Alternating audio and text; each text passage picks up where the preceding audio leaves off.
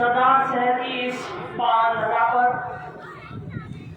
सबसे पहले मैं आप सब किसानों की तरफ से हमारे बहुत ही आदरणीय किसान नेता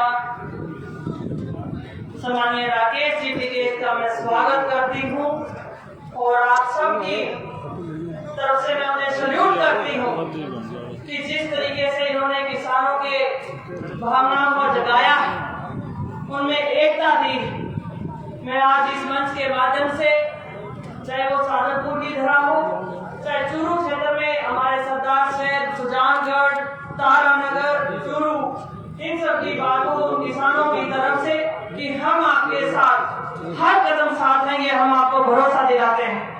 मंचासीन सम्माननीय राजा राम मील जी, मंचासीन सम्माननीय युद्धवीर सिंह जी, मंचासीन सम्माननीय रामेश्वर जी ड्यूटी, मंचासीन सम्माननीय विधायक नरेंद्र बुढ़ानिया जी, मंचासीन सम्माननीय हमारे विधायक भगवान जी, सम्माननीय विधायक गिरधारी मैया जी और सम्माननीय मकबूल मंडेरिया जी, पायल सैनी जी, रतिया जी के बाद मैं गर्मी को ध्यान में रखते हुए सम्मानित मंच से आग्रह करना चाहूंगी। सम्मानित मंच मैं चाहती हूं क्योंकि सामने काफी गर्मी है और इसको देखते हुए बेदम नहीं बनना चाहती मैं सम्माननीय राकेश टिकैत जी के और आप सबके बीच में। सर्वप्रथम सारे यहाँ पर किसान भाई, मैं इतना जरूर कहना चाहूंगी, जब तक सम्माननीय राकेश टिकैत जी ना बोले तब तक हमें उठना नहीं है, क्योंकि गर्मी में चने भी हम ही काटते हैं, ध्यान है ना हम सबको।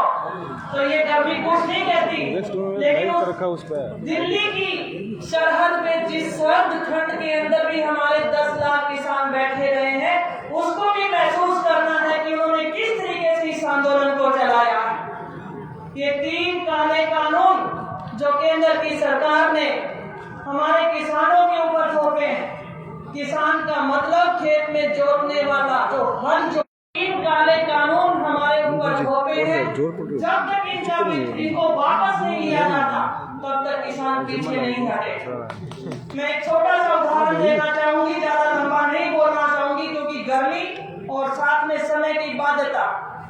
आपको ध्यान होगा 3-4 साल पहले जियो फोन आया था और फ्री में सेवाएं देने का वादा किया।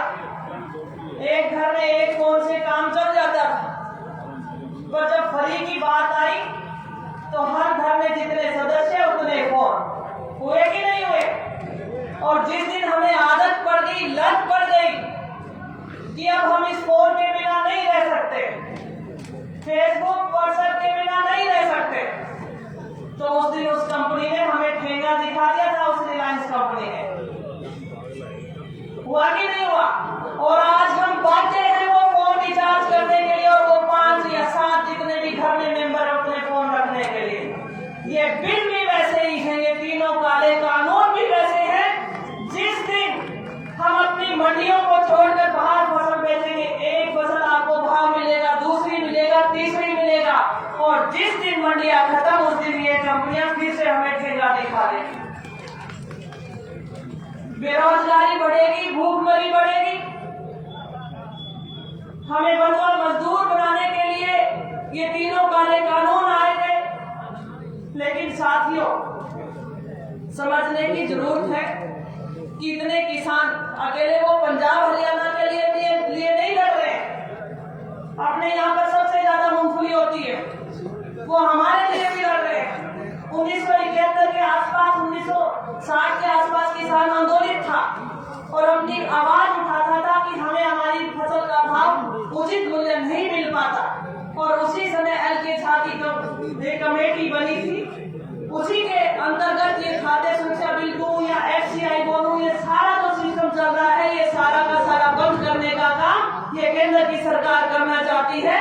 और वो गरीब जो मजदूरी करके और इस खाद्य सुरक्षा बिल के जरिए अपने परिवार का पालन पोषण करता है, या वो छोटा सा रेडी वाला, चाहे वो गोलगप्पे बेच के, चाहे वो पाव भाजी बेच के, किसी तरीके से मैं अपने परिवार का पेट पालता है, तो सबसे पहले महरूम के लिए आने वाली इस पावन धरा पे मैं इतना ही कहना चाहूंगी सम्माननीय टिकैत साहब और आपकी टीम को कि हम आपके तन मन धन के साथ आपके साथ खड़े हैं। सादतपुर विधानसभा सारे किसान बॉर्डर पे पहुंचे हुए और मैं खुद 3-4 बार बॉर्डर पे गई हूँ और मुझे गर्व है। हमने आजादी की लड़ाई तो नहीं देखी, लेकिन जिस तरीके से किसानों का आंदोलन देखता है हमें गर्व है कि हमने किसान कौम में जन्म लिया है और ये लड़ाई आजादी की लड़ाई से कम नहीं।